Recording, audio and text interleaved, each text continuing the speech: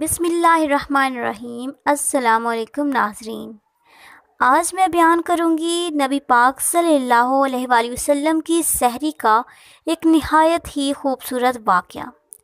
جب مشرکین مکہ سے تنگ آ کر نبی پاک صلی اللہ علیہ وآلہ وسلم نے مسلمانوں کو ہجرت مدینہ کا حکم دیا تو حضرت بلال رضی اللہ تعالی عنہ بھی مدینہ منورہ ہجرت فرما گئے۔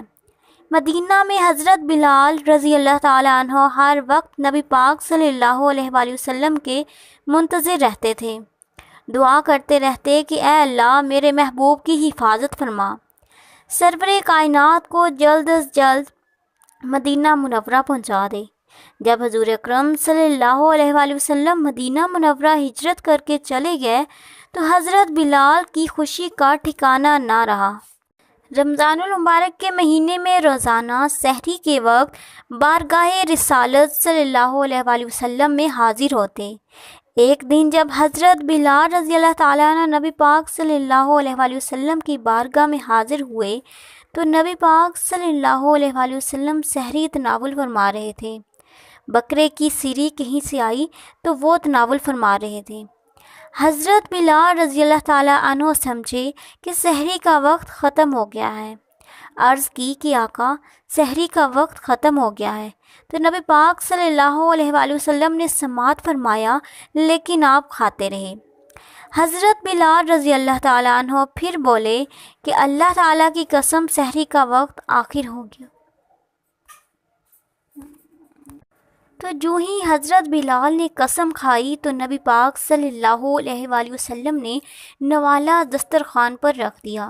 کسی کے پوچھنے پر آپ نے ارشاد فرمایا کہ بلال اپنے اندازے کے مطابق اختتام سحری کا اعلان کر رہا تھا، جبکہ میری نظر آفتاب کے اس مرکز پر تھی جہاں ابھی سحری ختم ہونے میں چند لمحے باقی تھے۔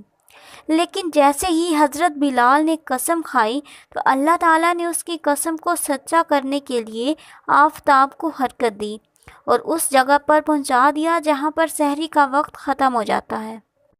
ایک دفعہ ابو عبیدہ بن جراح دیگ میں بکرا پکا رہے تھے۔ آپ صلی اللہ علیہ وآلہ وسلم نے فرمایا کہ مجھے اگلے بازو کا گوشت پکڑاؤ۔ آپ نے وہ کھا لیا اور پھر فرمایا کہ مجھے دستی کا گوشت پکڑاؤ، وہ بھی کھا لیا۔ پھر فرمایا مجھے دستی کا گوشت پکڑاؤ۔ تب ابو عبیدہ نے فرمایا کہ یا رسول اللہ صلی اللہ علیہ وآلہ وسلم بکرے کے دو ہی بازو ہوتے ہیں۔ تو آپ صلی اللہ علیہ وآلہ وسلم نے فرمایا اگر دیگ میں دو ہی ڈالتا اور نکالتا تو اللہ تعالیٰ مجھے تب تک دستی نکال کر دیتا رہتا جب تک میں نہ رکتا۔ آپ صلی اللہ علیہ وآلہ وسلم کو دستی کا گوشت بہت ہی پسند تھا۔ اس کے علاوہ دودھ، کھجور، کدو اور شوربے والا سالن بھی بہت پسند تھا۔ آپ صلی اللہ علیہ وآلہ وسلم تازہ روٹی کھاتے یا پھر فاقہ کرتے، کبھی بھی آپ نے باسی کھانا نہیں کھایا۔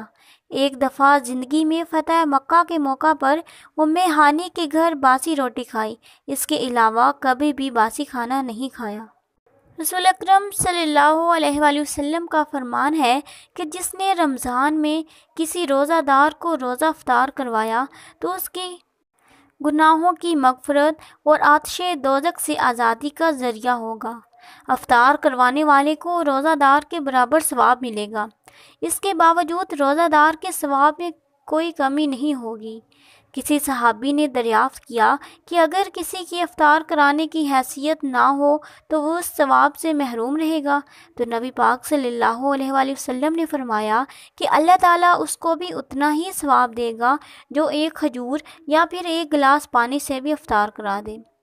اس کے علاوہ جو کوئی روزہ دار کو پورا کھانا کھلا دے اس کو اللہ تعالیٰ میرے حوض کوثر سے اتنا سیراب کرے گا کہ اس کو کبھی بھی پیاس نہیں لگے گی۔